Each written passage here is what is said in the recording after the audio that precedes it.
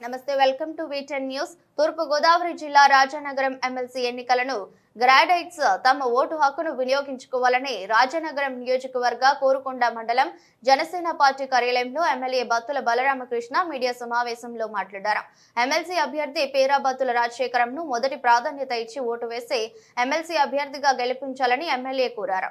Super 6 పథకాల్లో భాగంగా మహిళమ్మ తల్లులకు త్వరలోనే ఉచిత బస్ సౌకర్యం కల్పిస్తామని అన్నారు. గత ప్రభుత్వంలో నిరుద్యోగుల యువతను మభ్యపెట్టి మోసం చేశారని, కూటమి ప్రభుత్వంలో డిఎస్సి చదివిన వారికి ఉద్యోగ అవకాశాలు కల్పిస్తామన్నారు.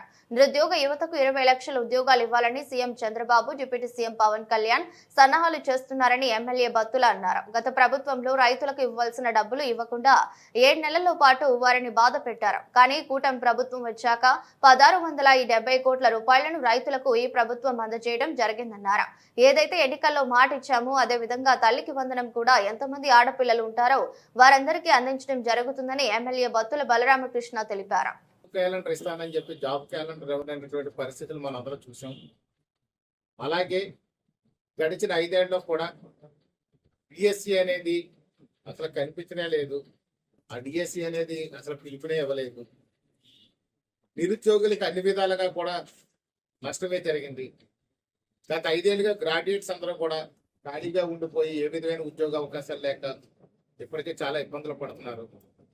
ఎవరైతే ఈ డిఎస్సిలో పాల్గొని టీచర్ జాబుల కోసం ఎదురు చూస్తున్నారో వాళ్ళందరికీ కూడా గౌరవనీయ ముఖ్యమంత్రి వర్యులు శ్రీ నారా చంద్రబాబు నాయుడు గారి అధ్యక్షతన డిఎస్సి నోటిఫికేషన్ కూడా ఇవ్వడం జరిగింది. త్వరలో ఈ డిఎస్సి ద్వారా టీచర్ల ఉద్యోగాలన్నీ కూడా భర్తీ చేయడం జరుగుతుంది. ఇవన్నీ దృష్టిలో పెట్టుకోవాలి. అదేవిధంగా చూస్తే నిరుద్యోగులకు ఉద్యోగ అవకాశాలు పుష్కలంగా కూడా రావడానికి అన్ని ప్రయత్నాలు జరుగుతున్నాయి. 20 లక్షల ఉద్యోగాలు ఇవ్వాలన్న సంకల్పంతో మన గౌరవ ముఖ్యమంత్రి వర్యులు శ్రీ నారా చంద్రబాబు నాయుడు గారు, ఉప ముఖ్యమంత్రి వర్యులు శ్రీ కొణిదెల పవన్ కళ్యాణ్ గారు, మన మానవ వనరుల శాఖ మంత్రి వర్యులు శ్రీ నారా లోకేష్ గారు కూడా పూర్తి స్థాయిలో దాని మీద పనిచేయడం జరుగుతుంది. ఇప్పటికే చాలా కంపెనీలు తీసుకొచ్చారు. నిరుద్యోగ వ్యవస్థను అంతా కూడా నిర్మూలించి ప్రతి ఒక్కరికి ఉద్యోగాలు ఇచ్చే దిశలో పనిచేస్తున్నారు అందరూ కూడా. కాబట్టి మనం నిరుద్యోగ సమస్య పరిష్కరించాలి అని అంటే కూడా మనకు చాలా అవసరం ఉంది ఈ ప్రభుత్వంతో.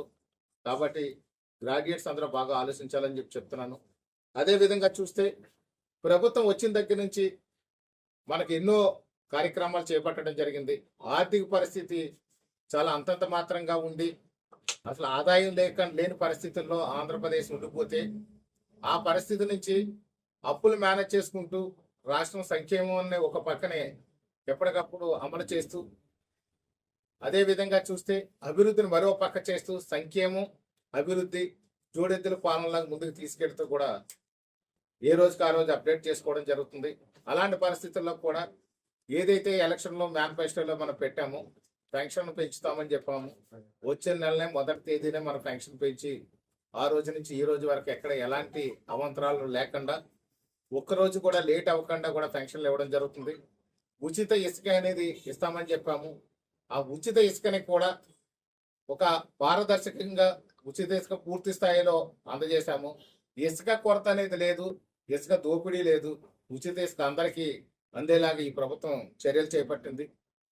అదే విధంగా చూస్తే 1670 కోట్ల రూపాయలు రైతులందరికీ కూడా అన్యాయంగా బకాయిలు పెట్టేసిపోతే, గత ప్రభుత్వ హయాంలో రైతులందరూ కూడా గొగ్గోలు పెడుతుంటే ధాన్యం అమ్మిన తర్వాత కూడా 6 నెలలు 7 నెలలు కూడా పేమెంట్లు ఇవ్వకుండా రైతులను ఇబ్బంది పెడితే, ఈ యొక్క ఎన్డీఏ ప్రభుత్వం రాగానే ఇమీడియట్ గా కూడా 1670 కోట్ల రూపాయలు రైతులు బకాయిలు తీర్చడమే కాకుండా రైతులకి కూడా ధాన్యం ఏదైతే కొనుగోలు జరుగుతుందో ఈ కొనుగోలు జరిగిన 24 గంటల్లో కూడా రైతుల అందరి అకౌంట్లో కూడా ఆ డబ్బులు వేసేయడం జరిగింది. రైతులకి అందరికీ కూడా ఈ ప్రభుత్వం మంచి సపోర్ట్ గా ఉంది. రైతుల సంతోషాన్ని చూస్తుంది. అదే విధంగా చూస్తే రైతులు ఆనందిస్తున్నారు. గత ప్రభుత్వంలో పడిన కష్టాలు ఈవేళ లేవు. ఆ కష్టాలన్నింటికి కూడా ఈ ప్రభుత్వం మాకు రైతులందరికీ మంచి చేసింది అనే విధంగా కూడా రైతులందరూ కూడా మాట్లాడడం అనేది మనం చూస్తున్నాము. ఖచ్చితంగా ఈ లిక్కర్ దోపిడీ చేస్తూ అధిక రేట్లకు అమ్ముతూ నాణ్యం లేనటువంటి లిక్కర్ని అమ్మినటువంటి పరిస్థితులు మనం గత ప్రభుత్వ హయాంలో చూసాము. అదే విధంగా ఆ లెక్కను రద్దు చేసి ఆ రోజు మేనిఫెస్టోలో చెప్పడం జరిగింది. దాన్ని రద్దు చేస్తాము, నాణ్యమైన లిక్కర్ని తక్కువ రేట్లకి అమ్ముతామని చెప్పేసి ఆ రోజు మేనిఫెస్టోలో పెట్టడం జరిగింది. ఆ రోజు ఎలక్షన్ ముందు ఏదైతే మాట ఇచ్చామో దాని ప్రకారం కూడా లిక్కర్ ఇష్యూ కూడా ఎక్కడ లేవనెత్తే పరిస్థితి లేకుండా, ఎక్కడ ఏ ఇబ్బంది లేకుండా కూడా సక్రమంగా కూడా లిక్కర్ అనేది తక్కువ రేట్లకి నాణ్యమైన లిక్కర్ కూడా అందజేస్తున్నాం. దానివల్ల ప్రజలు ఒక డబ్బు సేవ్ అవుతామే కాకుండా, ఎవరైతే కొంచెం మద్యం ప్రియులు ఉంటారో వాళ్ళకు డబ్బు సేవ్ అవుతుంది, మరో పక్క వాళ్ళ ఆరోగ్యం కూడా వాళ్ళకి సక్రమంగా ఉండే విధంగా కూడా మనం చర్యలు తీసుకున్నాం ప్రభుత్వం. ఉచిత గ్యాస్ అని చెప్పాము. ఉచిత గ్యాస్ సిలిండర్ సంవత్సరానికి ప్రతి మహిళకు కూడా 3 సిలిండర్లు ఇస్తామన్నాం. 3 సిలిండర్లు కూడా ఆ మాట నిలబెట్టుకొని ఇమీడియట్ గా 3 సిలిండర్లు కూడా ఇవ్వడం జరిగింది. మహిళలందరూ ఈ రోజు ఆనందిస్తున్నారు. ఏదైతే ఎన్డీఏ కూటమిలో ఎలక్షన్ల ముందు చెప్పారో, మేనిఫెస్టోలో చెప్పారో అది కూడా అమలు చేశారని చెప్పి మహిళలందరూ కూడా ఆనందిస్తున్నటువంటి పరిస్థితి మనం చూసాం. డిఎస్సి నోటిఫికేషన్ అనేది మనం ఏదైతే చెప్పామో డిఎస్సి నోటిఫికేషన్ కూడా ఇచ్చాం. త్వరలో డిఎస్సి భర్తీలు కూడా జరుగుతాయి. అదే విధంగా చూస్తే మనం గత ఎలక్షన్లో చూస్తే మనం చాలా ఇబ్బందులు పడ్డాం. ముఖ్యంగా చూస్తే టీచర్లందరూ కూడా గుర్తించుకోవాల్సినటువంటి విషయం, నా విన్నపం టీచర్లకి ఏంటంటే, మీరు గురువులు బాగా గుర్తు చేసుకుని ఈ యొక్క కూటమి ఎమ్మెల్సీ అభ్యర్థిని గెలిపించాల్సినటువంటి అవసరం ఉంది. ఎక్కడ ఎలాంటి ప్రలోభాలకు లోను కావద్దని చెప్పి మిమ్మల్ని అందరూ కూడా విన్నవించుకుంటున్నాను నేను. ఎందుకంటే గత వైసీపీ పాలనలో ఈ గురువులైనటువంటి గురువు అనేవాడు దైవంతో సమానం అని చెప్పేసి మన పురాణాలు ఇతిహాసాలు చెప్తుంది. అలాంటి పరిస్థితుల్లో ఈ గురువులందరినీ కూడా దగ్గర పెట్టి మందు అంపించిన విషయాన్ని మీరు అందరూ గుర్తు చేసుకోవాలి. ఈ యొక్క లిక్కర్ని, బ్రాందీ, విస్కీ, జిన్ను ఇవన్నీ దగ్గరుండి మీ చేత అంపించినటువంటి వైసీపీ ప్రభుత్వాన్ని మీరు ఒకసారి గుర్తు చేసుకోవాలి. ఎలాంటి విధ్వంసం పాల్పడ్డారో, ఎన్ని రకాలుగా ఇబ్బంది పడ్డారో. టీచర్లు సినిమా టికెట్లు అమ్మడం ఏంటి, టీచర్లు మందు అమ్మడం ఏంటి, టీచర్లు బాత్రూమ్లు ఫోటోలు పెట్టడం, బాత్రూమ్లు కడిగించడం అనే పనులు ఎంత దారుణంగా చేయించారో మీరందరూ కూడా, టీచర్లు అందరూ కూడా, మీరు ఉపాధ్యాయులు, గురువులు మీరందరూ కూడా గుర్తు చేసుకుని, ఆ గుర్తు ఎరిగి మీరందరూ కూడా కూటమి అభ్యర్థి పేరపత్రుల రాజశేఖరం గారికి ఓటు వేయాలని చెప్పి మరోసారి మిమ్మల్ని కోరుతున్నాను. కూటమి అభ్యర్థి పేరపత్రుల రాజశేఖరం గారికి ఓటు వేయాలని చెప్పి మరోసారి మిమ్మల్ని కోరుతున్నాను. అందులో మనకి రేపు జూన్కే మన ఇక్కడ ఖచ్చితంగా సూపర్ 6లో ఉన్నటువంటి ఉచిత బస్సు పథకం ఏదైతే మహిళలందరికీ ఉచిత బస్సు ఏదైతే ఉందో రేపు జూన్లో మనం ఇస్తున్నాము. ఎందుకంటే పాడైపోయిన బస్సులతో ఇక్కడ ఆంధ్రప్రదేశ్ రోడ్డు రవాణా వ్యవస్థ అనేది గతం నుంచి ఉంది.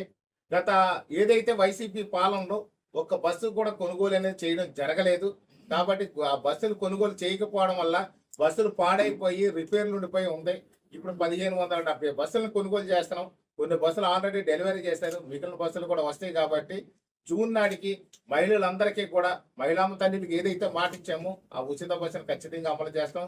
అదే విధంగా రాబోయే అకాడమిక్ ఇయర్ ఏదైతే రేపు స్కూల్స్ తీస్తారో ఆ టైంకి ఖచ్చితంగా ఈ యొక్క తల్లికి వందనం ఎంతమంది పిల్లలు ఉంటే అంతమంది పిల్లలకు కూడా ఎలక్షన్ల ముందు చెప్పాము. అలాగే సూపర్ 6 మేనిఫెస్టోలో కూడా పెట్టాము. ప్రతి బిడ్డకి కూడా 15,000 రూపాయలు ఇస్తామని. ఖచ్చితంగా తల్లికి వందనం. ఆర్థిక విధ్వంసానికి పాల్పడిన వైసీపీ ప్రభుత్వం నుంచి ఇప్పుడే తేరుకుంటున్నాం. కాబట్టి ఏది ఏమైనా కానీ రేపు జూన్లో అకాడమిక్ ఇయర్లో దానికి ఖచ్చితంగా పిల్లలందరికీ కూడా తల్లికి వందనం అనేది అమలు చేస్తామని చెప్పి మరోసారి గుర్తు చేస్తున్నాను. అదేవిధంగా అన్నదాత సుఖీభవ, ఈ యొక్క రైతులకు ఏదైతే పెట్టుబడి నిమిత్తం డబ్బులు ఇస్తామన్నామో ఈ రేపొద్దున ఖరీఫ్ నాటికి ఏదైతే ఖరీఫ్ నాటి రైతులందరికీ పెట్టుబడులు అవసరం ఉంటాయో ఆ పెట్టుబడి టైం కూడా ఖచ్చితంగా దాన్ని కూడా మేము అమలు చేస్తాం. ప్రభుత్వం చెప్పినటువంటి ఇచ్చినటువంటి హామీలు, చెప్పినటువంటి మాటల్ని అన్నిటిని అమలు చేస్తూ కూడా ఈ యొక్క రాబోయే రోజుల్లో చెప్పినటువంటి ప్రజలకు అవసరమైనవి ఆంధ్రప్రదేశ్లో ప్రజలు సుభిక్షంగా ఉండడం కోసం, సంతోషంగా ఉండడం కోసం, ఆరోగ్యంగా ఉండడం కోసం, ఆర్థికంగా బలపడడం కోసం చెప్పనివి కూడా చేసి ఆంధ్రప్రదేశ్ బలపెట్టే దిశలో మేమందరం కూడా ప్రయత్నం చేస్తున్నాం. ముఖ్యంగా నిరుద్యోగులకు కానీ చూసుకున్నట్లయితే మంచి ఉద్యోగ అవకాశాలు కల్పించడానికి చూస్తున్నాము. ఇప్పుడు మనకి ఇండస్ట్రీస్ అన్ని కూడా వస్తున్నాయి. త్వరలో అన్ని కూడా ఇండస్ట్రీస్ కూడా డెవలప్ చేయబోతున్నాము. ఖచ్చితంగా మీరు అందరూ అన్ని దృష్టిలో పెట్టుకోండి. యువత కోసం, నిరుద్యోగుల కోసం, టీచర్ల కోసం, రాష్ట్ర భవిష్యత్తు కోసం, సంక్షేమం కోసం, రైతుల కోసం నిరంతరం శ్రమిస్తున్నటువంటి ఎన్డీఏ ప్రభుత్వం మీరందరూ కూడా ఆలోచించండి. ఇలాంటి ప్రజల కోసం ఎప్పుడైతే పనిచేసే ప్రభుత్వం ఉంటుందో అది ఖచ్చితంగా మాత్రం ప్రజలు సపోర్ట్ ఇవ్వాల్సినటువంటి అవసరం ఉంటుంది. ఎందుకంటే ఈవేళ శాసనసభలో మా అందరికీ తెలుసు, అఖండ మెజారిటీతో గెలిపించి ఒక్కొక్కరికి మంచి మంచి మెజారిటీలు ఇచ్చారు. బ్రహ్మాండమైనటువంటి మెజారిటీతో శాసనసభ ఉంది. కానీ ఈవేళ కౌన్సిల్ అనే దానికి కొంచెం మనకి ఇబ్బందులు ఉన్నాయి. కొన్ని బిల్లులు పాస్ అవ్వాలంటే ఖచ్చితంగా ప్రభుత్వానికి ఎమ్మెల్సీ కూడా అవసరం. అదే విధంగా మనకి ఎమ్మెల్సీ ఈ రాజశేఖరం గారికి కూడా, పేరాపత్రుల రాజశేఖరం గారికి కూడా ఒక మంచి విద్యావంతులు, దాంతోపాటు ఒక మంచి వ్యక్తే కాకుండా నిరంతరం కూడా పార్టీ కోసం పనిచేసినటువంటి వ్యక్తి, ఒక సామాన్య కుటుంబం నుంచి వచ్చారు. వారు నిరంతరం సేవ చేయడానికి సిద్ధంగా ఉన్నారు. కాబట్టి పేరాపత్రుల రాజశేఖరం గారికి మొదటి ఓటు ప్రాధాన్యతగా ఇచ్చి వారికి ఒకటనే నెంబర్తో మీరందరూ ఓటేసి గెలిపించాలని చెప్పేసి మరీ కోరుతున్నాను. గాను ఇతర జాబులు నిత్యా గానీ లేదు ప్రభుత్వ ఉద్యోగాలైనా సుదూర ప్రాంతాల్లో ఉన్న వాళ్ళందరూ కూడా ఆ రోజుని ఖచ్చితంగా 26 ఎటు శివరాత్రి వచ్చింది. 27 వచ్చేసరికి మనకి ఎలక్షన్ కాబట్టి ఆ రోజు సెలవు ప్రకటించింది.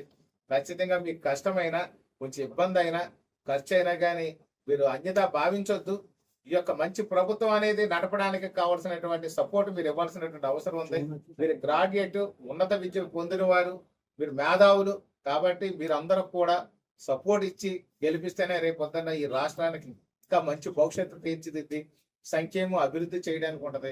నిరుద్యోగ వ్యవస్థ నిర్మూలించడానికి అవకాశం ఉంటది. కాబట్టి ప్రతి ఒక్కరు కూడా మీరు ఆలోచించి మీరు ఆ రోజు ఖచ్చితంగా ఎంత శ్రమ అయినా, మీకు ఎన్ని పనులు ఉన్నప్పటికీ కూడా ఓటును అనేది వినియోగించుకోవడం మీ బాధ్యత. కాబట్టి గ్రాడ్యుయేట్స్, మేధావులు అందరూ కూడా ఖచ్చితంగా ఈ ఎలక్షన్ లో పాల్గొని ఈ ఎలక్షన్ లో మీ అమూల్యమైన ఓటుని మన పేరాపత్రుల రాజశేఖరం గారికి వేసి మొదటి ప్రాధాన్యత ఓటును వేసి గెలిపించాలని కోరుతున్నాము. నారా చంద్రబాబు నాయుడు గారికి, పవన్ కళ్యాణ్ గారు, అదేవిధంగా పురంధేశ్వర్ గారు 3 పార్టీలు కలిసి బలపరిచినటువంటి అభ్యర్థి మన పేరాపత్రుల రాజశేఖరం గారు. గౌరవ ముఖ్యమంత్రి వర్యులు, ఉప ముఖ్యమంత్రి వర్యులు బలపరిచి వారు కూడా శ్రమ తీసుకుని పనిచేస్తున్నారు. ఇలాంటి పరిస్థితుల్లో మనకు సెంట్రల్ గవర్నమెంట్ నుంచి కూడా మంచి ఫండ్స్ వస్తున్నాయి. జలజీవన్ మిషన్ ద్వారా కూడా మంచి ఫండ్స్ వస్తున్నాయి. అలాగే అన్నిటిల్లో కూడా మనం అభివృద్ధి దశలో ఉన్నాం కాబట్టి రోజు రోజుకి అభివృద్ధి చెందుతుంది. ఇంకా రాబోయే జూన్ నాటికి పూర్తి స్థాయిలో ట్రాక్ ఎక్కి ఆంధ్రప్రదేశ్ బ్రహ్మాండమైనటువంటి అభివృద్ధి పరుగులు పెడుతుందనే దాంట్లో సందేహం లేదు. కాబట్టి మీ సపోర్ట్ చాలా అవసరం. కాబట్టి ఈ గ్రాడ్యుయేట్స్ అందరూ కూడా మరొకసారి పేరాపత్రుల రాజశేఖరం గారికి మీరు మొదటి ప్రాధాన్యత ఓటును వేసి అఖండ మెజార్టీతో గెలిపించాలని మిమ్మల్ని అందరినీ కోరుతున్నాను. అనేది వైసీపీ ప్రభుత్వానికి కొంత ఏదేదో పోస్టులు పెడతారో ఆ పోస్టులు పెడితే కూడా ఏది వాళ్ళు చెప్పుకుంటే పోతే దాని గురించి వాళ్ళ గురించి ఎక్కువ మాట్లాడడం కూడా అనవసరం. అది వాళ్ళకి ఏంటంటే ఒక మంచిదానికి సపోర్ట్ చేయడం రాదు, చెడ్డదానికి తీసుకెళ్తారు. ఎందుకంటే హిందువుల మనోభావాలు దెబ్బతీయడం అనేది చాలా తప్పు. ఒక ముఖ్యమంత్రి గారు ఆలోచనకి తగ్గట్టుగా ఉండాలి, రాష్ట్రం బాగుండాలనుకుంటారు. వాళ్ళు ఎప్పుడు చూసినా కానీ ఏదో విధంగా మనుషులు వేధించే దాంట్లో ఉంటారు. గతంలో భార్యలు, పిల్లలు, ఆడవాళ్ళు, ఇంట్లో వాళ్ళ గురించి మాట్లాడారు. ఈ రోజు బాడీలో పార్టీల గురించి మాట్లాడుతున్నారు. వాళ్ళ విజ్ఞతకే వదిలేస్తున్నాము.